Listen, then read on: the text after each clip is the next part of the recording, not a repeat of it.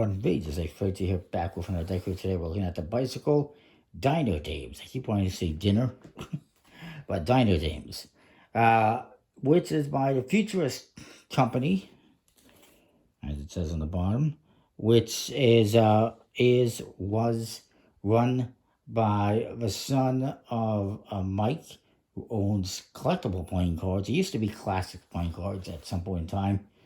Then they changed the name. They went from classics to future. And then they kind of disappeared. I haven't seen anything from the last, since this one 2 years ago. I haven't seen anything from them. Don't know if they're still doing anything or what. But this is that deck. It's got humanoid food on the front of the box. This artwork is by an artist named Kelly Gilleran, who does a lot of vintage-inspired food patterns and arts. It's a simplistic design, and it features 14 of her most iconic designs in one deck. Some of them here on the front of the box, which is just a standard box. There's bicycle on the front, and Dino Dames, Erickson Finish, made you stand on one side, and the other. This artwork on top, the bottom, and the back in this repeating pattern, and a custom seal. It has an ice cream on it. No legs, which is a change from the rest of the deck, because the rest of the deck is food with legs. You do get a blank card, and here's the back design. It's a one-way, full bleed borderless design, which is fine. You do get a double backer as well. It's not a white back either. It's a slightly off-white, as you can see. The Jokers, all the cards, by the way, each suit is a different meal. I don't get you hungry, maybe. The Jokers as well themselves have artwork on them here, as I'll show you. This Joker is a pineapple colada. And the other one is a tiki cocktail. They have nice legs, that's for sure. The Spades is all about dessert, so we're going to start with dessert. And here we have chocolate chip cookie on the Ace of Spades. And we have that as pips throughout. The indexes are a little bit wonky. Got a bluish color for the spades and the clubs, and this reddish color for the hearts and diamonds, with the same colors in the borders, which is nice.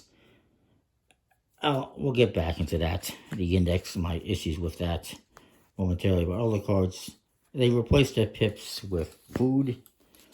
And then for the court cards here, we have, for the Jack, we have s'mores.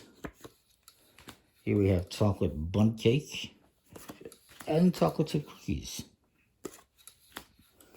And then moving on to the diamonds here. The diamond is all about dinner, so we got to start with a beer. Apparently, beer is dinner food. I didn't know that. And then we got French fries, burgers, and the beer. Going on to the clubs is all about breakfast. So we got coffee. We got some cereal, some Fruit Loops, no copyright intended there, and donuts. And coffee cups for pips, and also on the Ace of Spades. Kind of would have liked if they maybe did something different for the aces, as opposed to just being the same as, or maybe not the aces, but the kings. The kings are just the same as the ace. Missed opportunity in my opinion. And moving on here, finally to hearts. Hearts is all about lunch. I don't know about popcorn being lunch food, quite frankly, but apparently they consider it lunch. And then we have hot dog and Cokes. And then we got popcorn for the rest of the cards. So, I guess popcorn could be a lunchtime snack. The cards are printed by USPCC, of course, bicycle stock, Erickson Finish. Nice borderless design. I mean, it's different, it's unique, I'll give them that much. It's definitely not going to be the most user-friendly deck. It looks nice in fans, so there's that. But in terms of user-friendliness for playing games and stuff like that, it's not going to be your first deck to turn to. And there's some problems with the indexes. That being the font. The font was a poor choice. I get they're going for this kind of vintage look. But I'll show you an example here. Maybe, there you go. The free. Does that look like a free? Because that's supposed to be a free. It looks like an 8 to me. And that makes it really hard to distinguish. This should be nice and easy to distinguish. And they're not. I mean, overall, for the most part, it's an interesting deck. There's a couple of things that could be better.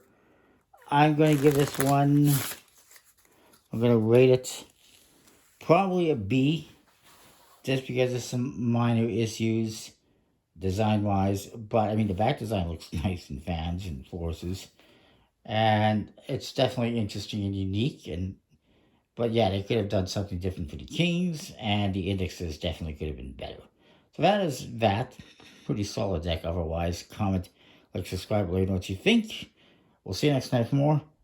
Thanks for watching. I'm going to go have a coffee and something to eat.